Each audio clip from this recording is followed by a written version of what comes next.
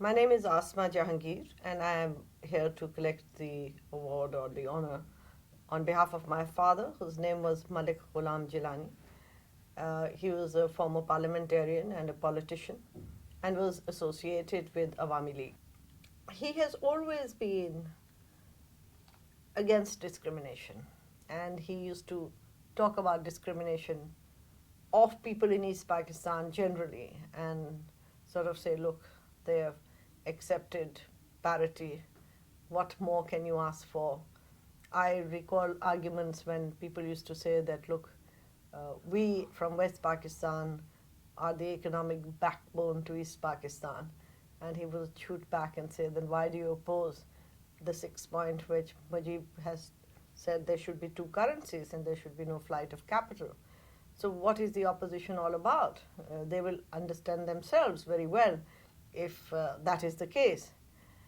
I also think that somehow there was a kind of a bonding with some people from East Pakistan who were with him in the National Assembly. There was a woman, I've never met her, but he often talked about her, Ruqayya.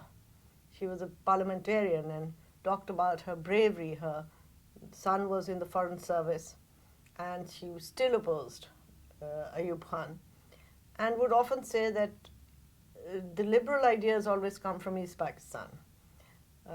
People are far more open. He used to visit East Pakistan very often because the sessions used to take place in Dhaka as well. And there was far more emancipation of women here than in West Pakistan. So I think all that impressed him. When the roundtable conference took place, we had gone with our father to Pindi, and they were all listening to BBC every day. And then the news item was broken that Sheikh Mujib had been released and that he would be traveling to West Pakistan to attend the RTC. And then they said, but he will first break his journey in Lahore because he wants to consult people from his party, and he will consult so-and-so, and he will be going straight to Malik Ghulam Jilani's house.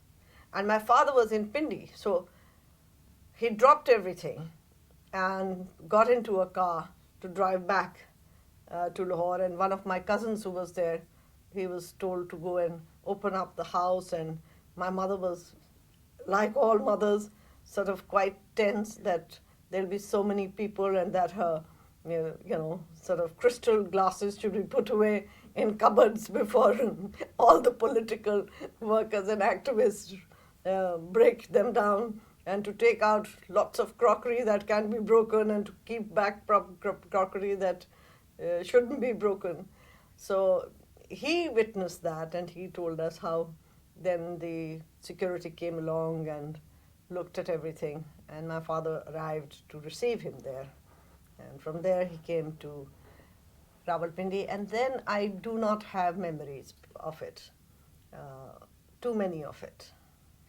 He was very disturbed the way things were going, and when the election results were announced, he was one of the first people who said, this doesn't bode well, because if Pakistan does not give the power to Awami League, that will mean that there will be trouble.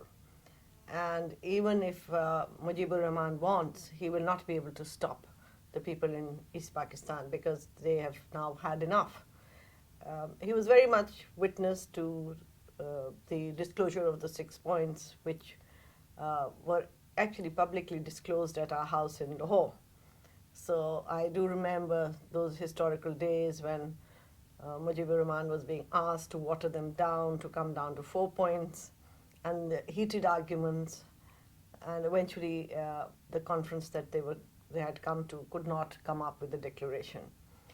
So these were issues at the back of one's mind, and then my father took a very strong position on army operation in East Pakistan. And the letter that he wrote to Yahya Khan was after a number of his press statements had been blacked out. But he used to sit very openly in cafes and talk about it, and people would half believe him and half not believe him. And so, when I read it and other portions, I could see that it was written with such anger and emotion. Um, and my mother told me that when he was writing this is, in fact, she was telling someone else and I happened to be there. Because at that time you didn't have computers, you had that tick-tick typewriter.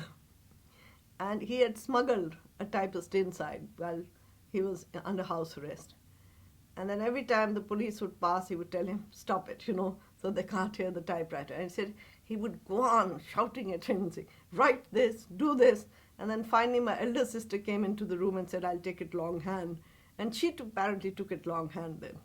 Well, if you read the letter that he wrote to Yahya Khan, which after many years I read again when I was coming here, and I sort of smiled to myself and said, how could he even have a grouse against the military for arresting him?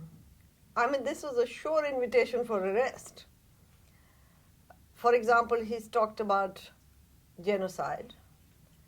He's talked about how Sheikh Mujib is a traitor when you called him a designate prime minister, and then he went date by date. If he was not a traitor on that day, then what date did he become a traitor? He questions the false propagandas very belligerently, predicts that India will intervene, predicts the fall of East Pakistan, and then one of the sentences, in fact two, that ended the whole thing. One of them said, Mr. President, the mills of God grind slowly but surely. And they will. And the second one was that you will, and when he's saying you to him, it's like addressing a military dictator. You will pull Pakistan apart, brick by brick, cobblestone by cobblestone. And that's precisely what happened. They were miserable days. They were miserable days, and I wish that people here understood that a deep sense of guilt, a deep sense of helplessness is also very killing. But he had gathered around himself a few supporters. By and large, it was a scary atmosphere at that time. It wasn't just that the establishment was upset and furious, but there was a kind of a populist support for the military action in East Pakistan, because People's Party had won elections in Pakistan, so people were very much loyal to People's Party and that leadership, which played a very negative role in all this. So then my father was arrested after the letter was received by the president, and a month later it was also publicly published in a newspaper, and that editor of the newspaper was arrested. And I recall that at that time there were no photocopying or nothing of that sort. So it was cyclostyled at somebody's press, and the copy that I have, the original copy, is also cyclostyled. And it went like hotcakes. So there were people who were interested to know, but people were very scared. When East Pakistan fell, he was released and taken back in prison within a few days, I think 2 days or 3 days. And the charge against him again was of treason, of waging war against Pakistan.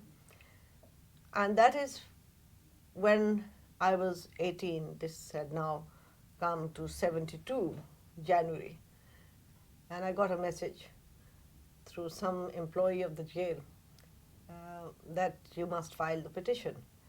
So I went to see the lawyer, and he said that he couldn't appear in the High Court because he had been a judge of the High Court. So he sent me to another lawyer, and he said to me, yes, we will file it.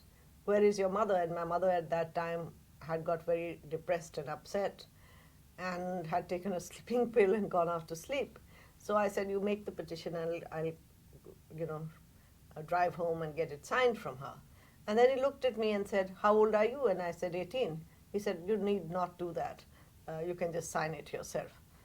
And I filed a petition for his release, and that's why the Asma Jilani case is on my name, basically, which declared Yahya Khan's government illegal and military coups illegal. For the first time, Pakistan's judiciary did not stamp an illegal coup, but then it had disappeared anyway. Then he was released after the Supreme Court judgment, and he continued to have his links with his friends in Bangladesh. In fact, he met Sheikh Mujib in London, because by that time he was exiled. He was Prime Minister, Sheikh Mujib, at that period of time. He left London, and I think within a few months, because it was the same trip, the same time that he was exiled, the same period, he was assassinated. And then I remember I was in Lahore, and I was married at that time. So this was after 74.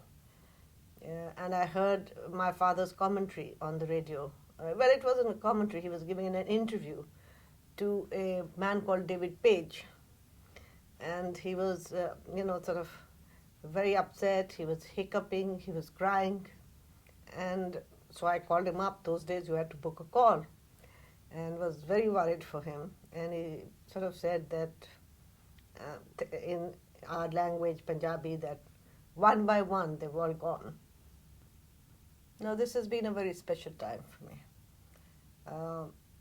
I think wherever he will be or is, he must really feel that his integrity has been restored. And I am so grateful that my father stood up and had a conscience.